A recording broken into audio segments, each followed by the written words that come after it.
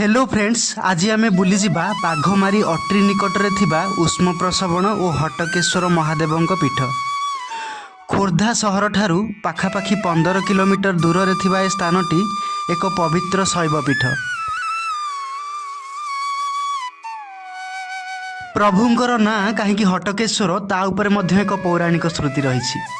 भुवनेश्वर संलग्न एक विशाल क्षेत्र सेतेबेले एकाम्र काननर अंतर्गत थिला।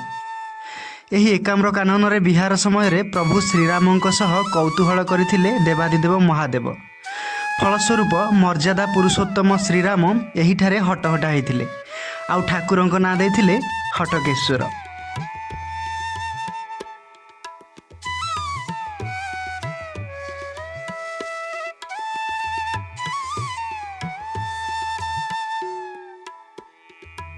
प्रभु हटकेश्वर महादेव हेउछंती एकादश रुद्र, अर्थात एठारे एकादश लिंग एकत्र अवस्थान करिछंती। एक मुख्य लिंग को घेरी रहिछंती 10टी शिवलिंग, जहा समग्र ओडिशा रे विरल।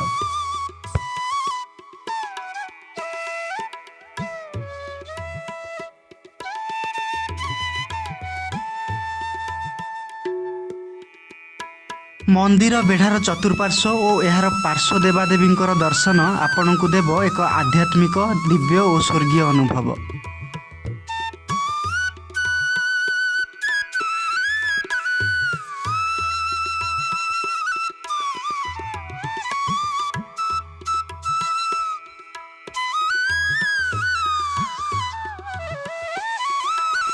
एठारे रहिथिबा उष्म प्रसवण प्रकृतिर एक वैचित्रता। 54 डिग्री सेल्सियस रे फुटुथिबा जल देखि आपण आश्चर्य हेबे। से जल रे गंधकर परिमाण रहिथिबारु विभिन्न चर्म रोग और पीड़ारू मुक्ति मिले बोली विश्वास रहिछि। सप्तर्षि भितरु महर्षि अत्रि अन्यतम। पौराणिक आख्यान अनुसार महर्षि अत्रिंगर ये साधना स्थल हेथिबारु स्थानटीर ना अट्री।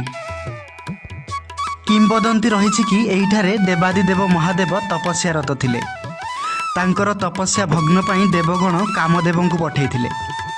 काम सरर संधान करी कामदेव महादेवंकर तपस्या भग्न करथिले। फलस्वरूप तांको तृतीय नेत्ररु निर्गत अग्नि रे कामदेव भस्म होइथिले। तेणु एही कुंड को कामदग्न कुंड मध्ये कुहा जाए। आम पुराण, लोककथा, कला, संस्कृति और ऐतिह्य को नहीं एमती शिक्षणीय और आध्यात्मिक वीडियो सब देखिबा पाई चैनल टी को सब्सक्राइब करंतु। आज पाई एतिकी रहिली, धन्यवाद।